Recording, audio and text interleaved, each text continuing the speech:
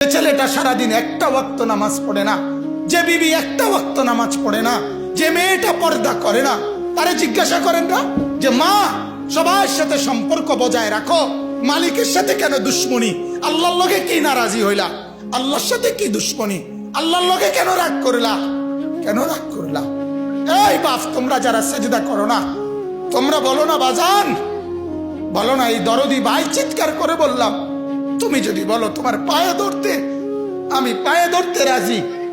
তুমি যদি বলো তোমারে জড়িয়ে ধরে কাঁদতে, আমি কাঁদতে রাজি। তুমি বলো কেন আল্লাহর সাথে রাগ করলা? কেন আল্লাহর সাথে রাগ করলা?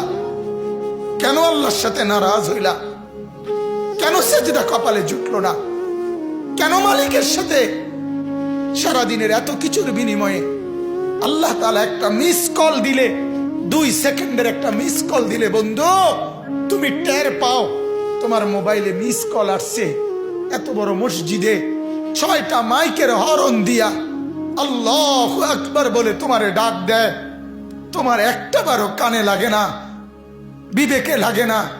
তোর মতো শক্ত ডাকাত, তোর মতো পাষাণ বেটার কে হইতে পারে? বেটা কথা বলেন না কেন? তুই ডাকাত, কত বড় ডাকাত! হ্যাঁ, এজন্য ইনশাআল্লাহ আল্লাহকে রাজি করব। বলেন ইনশাআল্লাহ। সেজদা করব তো ইনশাআল্লাহ। যুবকরা তোমরা বলো না ইনশাআল্লাহ। নওজোয়ান তোমাদেরকে বলি, আমার আশা ভরসার স্বপ্ন এই নওজোয়ানদেরকে জাগানো। আমি সারা দিন রাত চাই যুবকরা জেগে উঠুক, কারণ আগামীর পৃথিবী, গোটা বিশ্ব 2 ভাগ হবে। এটাই পৃথিবীর পুরা ভবিষ্যৎ। এক ভাগ পুরাপুরি দাজ্জালের অনুসারী কাফের, আরেক ভাগ মাহাদির অনুসারী ইমানদার। এই 2 ভাগে পৃথিবী অচিরেই বিভক্ত হয়ে যাবে। তুমি যদি মাহাদির পক্ষে থাকতে না পারো, তুমি যদি দাজ্জালের ধোকায় পড়ে যাও, আল্লাহর কসম ঈমান নিয়ে কবরে যাইতে পারবা না।